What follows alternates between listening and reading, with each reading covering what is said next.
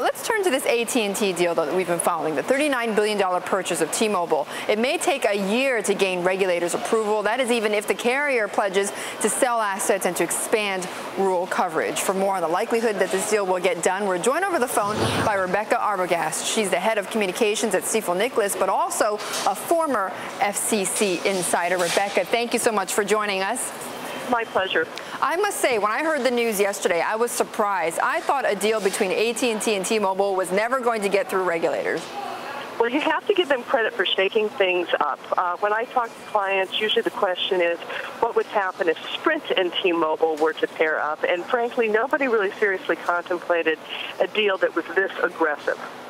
Well, then, okay, very aggressive, obviously. What is AT&T going to have to do to get this past the regulators then? I think they're going to have to do a lot of sweet talking, a lot of good public relations and political massaging to get the government to agree that the decrease in competition is going to be made up for by the additional services that AT&T can provide if it gets the spectrum that it would acquire from T-Mobile, and that it would be able to build out wireless broadband services throughout the country, and doing that would meet President Obama's goal of wireless broadband. Right, to get full coverage for everybody in the United States. But Rebecca, if you were back at the FCC, sweet talk's not going to convince you to approve this deal. I mean, tell me specifically, proof-wise, what do you want to see from AT&T?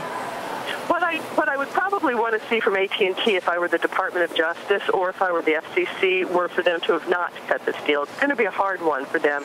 It's not so much that you're taking the number 4, that you're taking the nationwide carriers from 4 to 3. It's that the level of concentration by having either AT&T or Verizon by anybody significant creates a lot of antitrust anxiety on the part of the government. So what they're going to be looking at, I think, is whether they can require AT&T to divest or give off enough spectrum and enough customers that it can shore up competition somewhere else. The question is, who will they give it up to?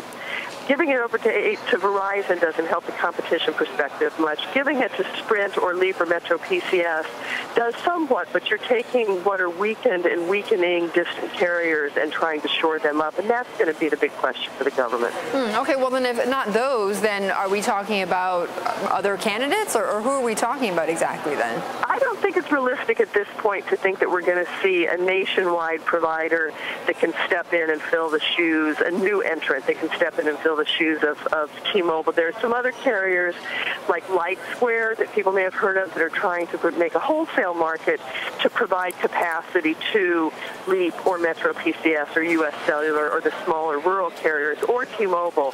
Okay. But in my view, it's unlikely that you'll see some new white knight coming in from left field. Okay, and Rebecca, just quickly, if the regulators were to let this deal through, do they then pave the way and open the door for further mergers, let's say between now Sprint and Verizon?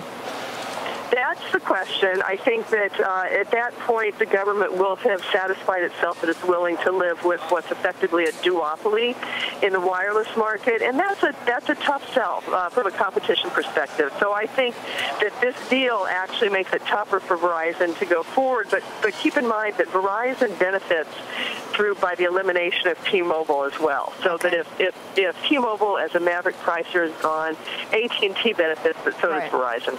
Okay, Rebecca, we'll leave it there. Thank you. Rebecca Arbogast, the former FCC chief of the International Bureau of Telecommunications.